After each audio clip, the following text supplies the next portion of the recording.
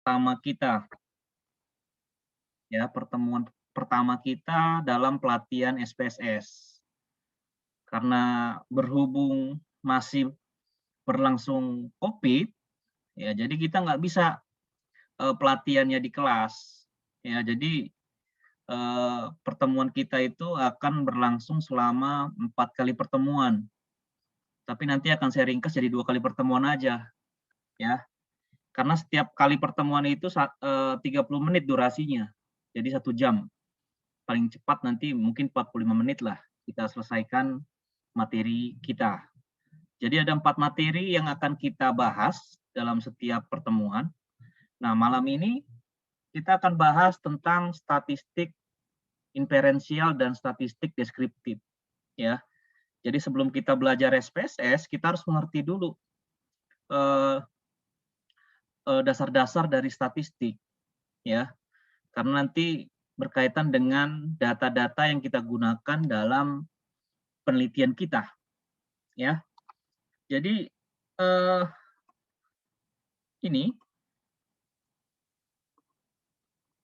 ya, eh, sudah kelihatan di tampilannya di apa kalian, di layar kalian, situ ada statistik deskriptif, ya.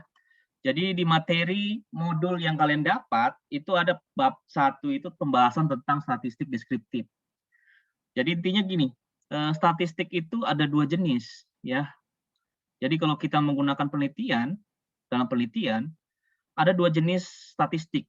Ada namanya statistik deskriptif dan juga ada yang namanya statistik inferensi, ya. Jadi statistik deskriptif itu gunanya itu untuk menggambarkan data kita. Jadi seperti apa data kita itu bisa digambarkan dalam bentuk tabel, dalam bentuk grafik, dalam bentuk rata-rata, baik itu mean maupun modus maupun apa gitu, ya. Itu itu adalah salah satu bentuk dari statistik deskriptif. Nah, kelanjutan dari statistik deskriptif itu namanya statistik inferensi. Jadi nanti kalian kalau dalam penelitian itu menggunakan regresi, ya, menggunakan regresi, kalian mau melakukan eh, pengujian hipotesis, kan kebanyakan dari kita kan penelitiannya itu kan menggunakan regresi, ya kan, atau pengujian hipotesis. Nah, itu menggunakan statistik inferensi, ya. Jadi ini statistik inferensi. Nah, malam ini kita statistik deskriptif dan statistik inferensi dulu. Nah, di sini kalau kalian lihat nanti di apa, di menu pada SPSS, kita mau melakukan statistik deskriptif, itu tinggal diklik aja menu analyze, lalu pilih nanti di situ ada deskriptif statistik, lalu kalian tinggal pilih nanti apa yang kalian mau tampilkan. Apakah mau menampilkan frekuensi, atau mau menampilkan deskriptifnya, atau mau menampilkan explore, atau menampilkan crosstab, sampai rasio. Nah, 5 itulah yang ada pada pembelajaran deskriptif statistik atau statistik deskriptif. Nah, sekarang kita lihat contohnya seperti ini, ya. Ini misalnya contohnya seperti ini, ada 10 orang mahasiswa, ya.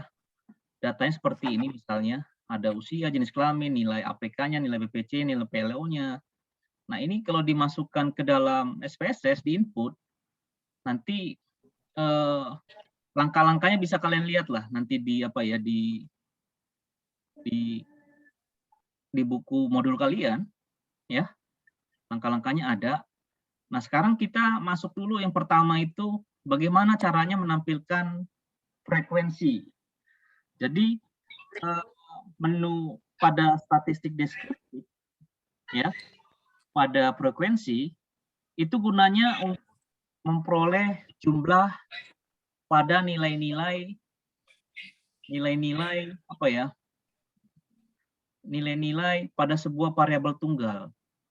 Jadi nanti kalau kalian melakukan step-step langkah-langkah pada statistik deskriptif, ya, pada SPSS, nanti akan tampil seperti ini tampilannya, baik itu tabel ataupun dalam bentuk, diagram gini, diagram batang, bar chart ya, seperti ini. Jadi nanti biasanya ini biasanya digunakan di bab 4 pada identitas responden, ya. Jadi kalian nggak perlu capek-capek lagi mendata berapa sih jumlah yang yang laki-laki, berapa sih jumlah yang perempuan, bisa kita lihat langsung dari frekuensinya itu, tampilannya. Kan di sini kelihatan, laki-laki itu ada 8 orang, perempuan ada 2 orang. Nah, kalau 10 orang kayak gini kan masih gampang ya kan. Tapi kalau dia sudah mencapai seratusan, ribuan, nah itu kan butuh waktu. Nah, dengan bantuan SPS kayak gini, itu mudah, langsung diklik-klik aja, langsung muncul seperti ini, ya.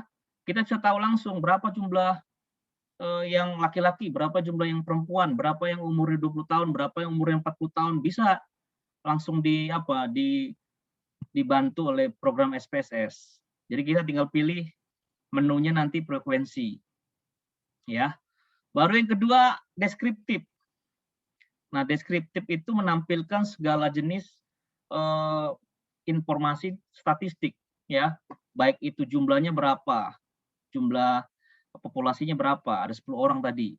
Terus, eee, data-data yang tadi yang ditampilkan itu ada usia, jenis kelamin, nilai APK, sampai nilai totalnya itu bisa kita lihat, berapa minimumnya, berapa maksimumnya, berapa meannya, berapa standar statistiknya, ya, sampai kurtosisnya pun bisa kita lihat. Nah, nanti, tampilan kalau kita mengklik menu deskriptif itu kayak gini tampilannya, tabel sama diagram chart-nya, ya. Apakah data itu normal? Nah, itu pakai deskriptif, ya. Lalu yang ketiga, menu explore. Nah, menu explore ini adalah untuk membandingkan antara 2 atau lebih kelompok dengan satu variabel. Jadi, misalnya kalian mau membandingkan berdasarkan jenis kelamin misalnya laki-laki sama perempuan. Nah, kita lihat meannya di laki-laki itu adalah 20,88 umur umur di laki-lakinya ya. Kalau di perempuan itu 20,50 tahun. Jadi rata-ratanya yang tertinggi itu berada di laki-laki, ya rata-rata tertingginya umurnya. Nah, semua pun bisa kelihatan, mediannya berapa, minimumnya berapa. Jadi tampilan yang ditampilkan pada Explore itu adalah perbandingan. Kalau yang ditampilkan ini adalah perbandingan jenis kelamin, data-datanya itu bagaimana, ya. Jadi, eee, menu deskriptif itu kalian gunakan biasanya di bab 4 nanti pada identitas responden, ya.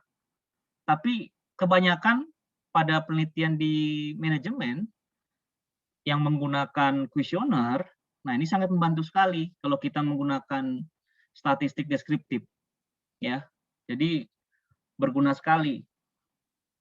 Lalu yang selanjutnya itu adalah crosstab. Ya, crosstab itu gunanya adalah untuk memperoleh jumlah pada nilai-nilai lebih dari satu variabel. Nah, misalnya kayak ini jenis kelamin sama usia.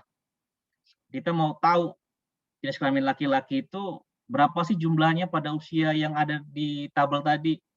Sini laki-laki umur 19 tahun tidak ada, sedangkan perempuan ada.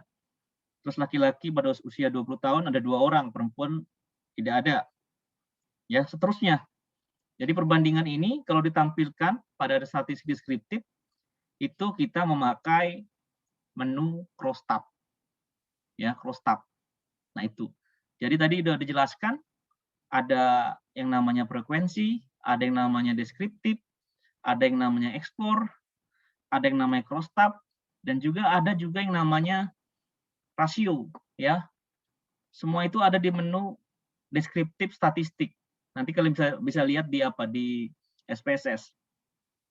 Nah, kesimpulannya, kita belajar statistik deskriptif itu, kita akan tahu informasi inti dari kumpulan data, ya. Seperti ukuran-ukuran pemusatan data, baik itu mean, median, lalu kita bisa tahu juga ukuran penyebaran, range, interkuartil, standar deviasi, varian, minimum dan maksimum, ukuran kurtosis, squiness, dan lain-lainnya. Dan semua itu bisa ditampilkan dalam bentuk tabel, diagram, grafik, ya. Jadi semua itu membantu kita semua, membantu sekali kalau kita mengolah data atau kita mau buat sebuah laporan gitu, biar tampilannya itu menarik.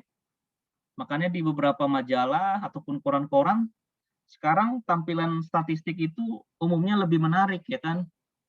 Kenapa lebih menarik? Agar pembaca itu mau agar pembaca itu mudah mengertinya dan juga mau belajar. Karena kalau ada tampilan yang menarik, biasanya kan orang nggak bosan, ya kan? Mau membacanya. Jadi terkadang gambarnya dibuat lebih lebih dominan ataupun lebih menarik gambarnya. Jadi sekarang profesi sebagai analis data itu sangat sangat yang lagi booming sekali. Orang pada bekerja berprofesi di bidang itu. Ya, jadi kalau kalian lihat ada beberapa website ataupun yang di medsos, media sosial seperti katadata.com, ada lagi yang di website luar negeri misalnya McKinsey. Nah, itu mereka setiap harinya menampilkan data-data ekonomi ataupun data-data dalam bentuk gambar-gambar yang menarik. Nah, pekerjaan itulah, profesi itulah yang sekarang lagi dibutuhkan sekali dalam dalam sebuah perusahaan yang menyediakan data, ya. Nah, itu untuk materi tentang statistik deskriptif, ya. Nah, sekarang kita lihat, jadi tadi kan udah lihat statistik deskriptif. Nah, sekarang kita coba lihat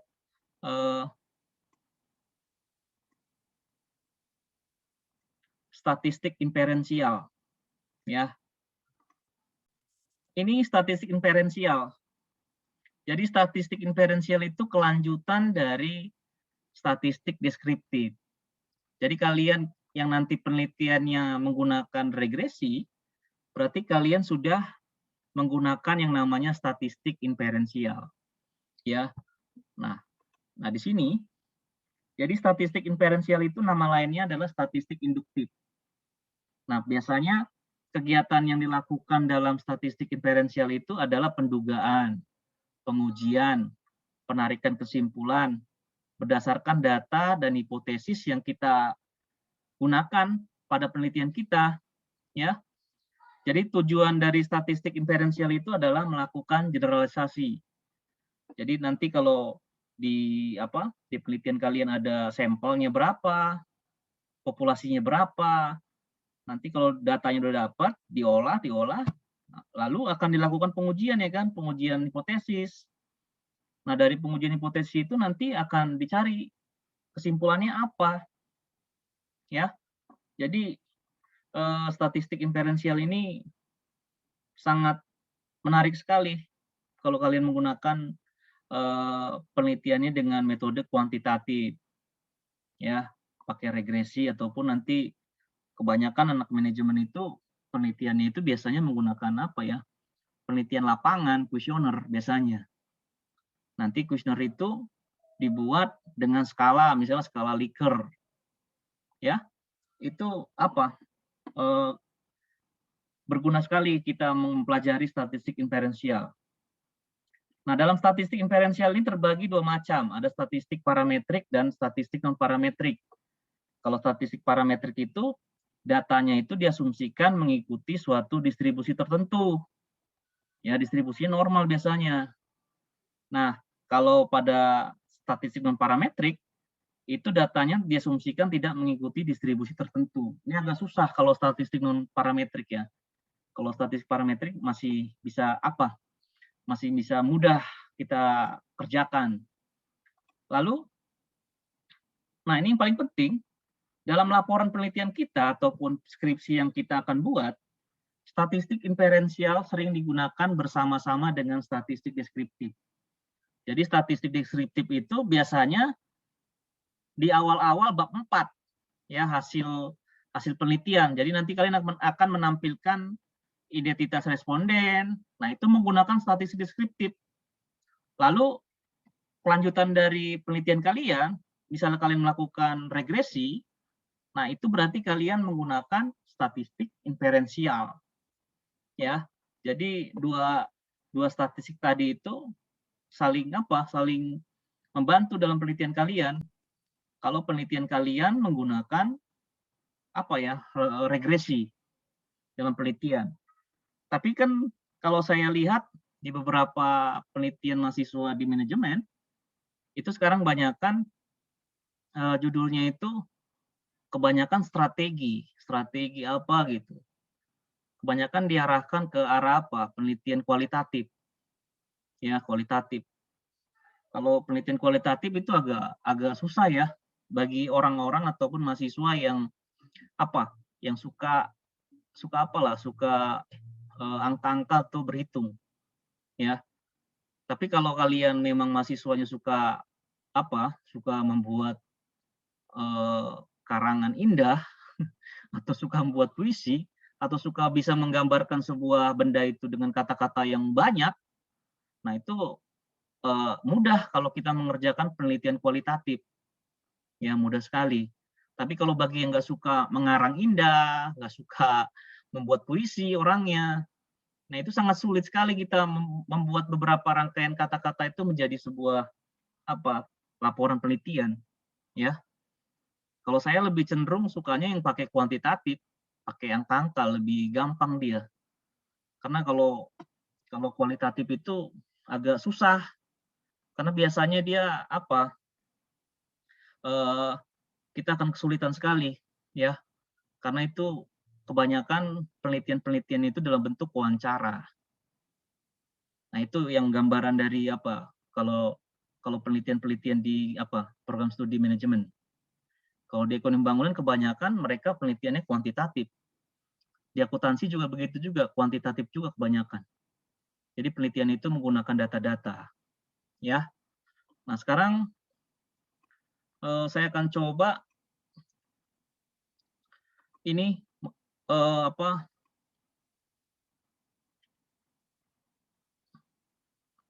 nanti kalian bisa install kalian SPSS kalian. Ya, sekarang SPSS itu paling tertinggi itu 27, versi 27. Kalau saya di komputer saya itu versi 25, ya. Itu bisa kalian cari programnya itu di di toko komputer, bisa di jalan-jalan Jalan Kartini itu ada toko komputer Asia Komputindo kalau nggak salah itu namanya. Di situ bisa diinstalkan itu. Tapi dia masih versi 2 berapa ya? Versi 21 kalau nggak salah. Ya. Jadi kalian bisa install situ 10.000 kok harganya. Atau tabungan kalian ke Medan gitu, beli di Pajus bisa juga. Ya. Jadi kalian perlu belajar ini karena Karena menambah skill kalian. Jadi kemampuan kalian sebagai mahasiswa di Fakultas Ekonomi itu harus bisa menggunakan tools ataupun program olah data ataupun statistik. Jadi salah satunya itu adalah SPSS ya. Jadi kalian harus tahu nanti kalau kalian bekerja gitu di sebuah perusahaan di bagian riset misalnya, nggak ngerti SPSS kan malu ya kan. Walaupun penelitian kalian nggak berhubungan gitu, ya. Nah ini contohnya nih, ini tampilan SPSS saya kasih lihat ini, ya. Jadi ini tampilan SPSS. Jadi yang tadi kita pelajari itu ada di menu ini, analyze, deskriptif. Nah semua ini dari frekuensi sampai cross ampere ratio, itulah yang biasa digunakan kita dalam mengolah data dengan menggunakan statistik deskriptif, ya. Tinggal pilih aja, tinggal klik aja frekuensi, deskriptif, explore, ataupun rasio. Jadi kalian mau menampilkan data kalian dalam bentuk gambar-gambar diagram batang, diagram pie, kue gitu, ya, kayak pizza, ataupun diagram apa, kayak apa, kerucut-kerucut gitu, ada semua, ya. Nah ini dia, ini tampilan SPSS 25, ya. Punya saya 25. Nanti bisa kalian apa, bisa kalian install lah di laptop kalian, biar kalian bisa belajar juga. Nah biasanya digunakan inilah, 2 ini, yang di bawah ini ya. Kalau kita mau masukkan data, nah inilah kalian masukkan datanya gitu. Nah ini nanti di di pertemuan kita berikutnya, ya kalian pelajari. Nah itu, ya. Jadi sesi kita hari ini saya rasa udah cukup, ya. Udah cukup. Coba dibuka apanya lah, videonya biar kita print screen laporan saya hari ini, materi pembelajaran kita, ya. Jadi besok bisa nggak lagi, biar kita percepat selesainya. Besok jam berapa ya maunya kalian? Jam berapa bisanya? Sorean aja, Pak. Jam berapa maunya? Kira-kira biar apa? Jam 6. Jam berapa? Jam 6, Pak. Nanti pada pulang kerja lagi, terlambat kayak tadi. Oh, jam berapa? Kalau jam 7 mau kalian? Biar agak tenang. Mau, Pak. Kalau gini aja, 1 hari kita 2 jam gitu, biar selesai gitu materinya, 4 materi itu. Mau nggak? 1,5 jam lah. Biar nggak hari ini gitu. Biar cepat selesai gitu mau saya sih. Mau kalian gitu nggak? 1,5 jam. Biar pada 4 kali kita ketemu. Iya, Pak.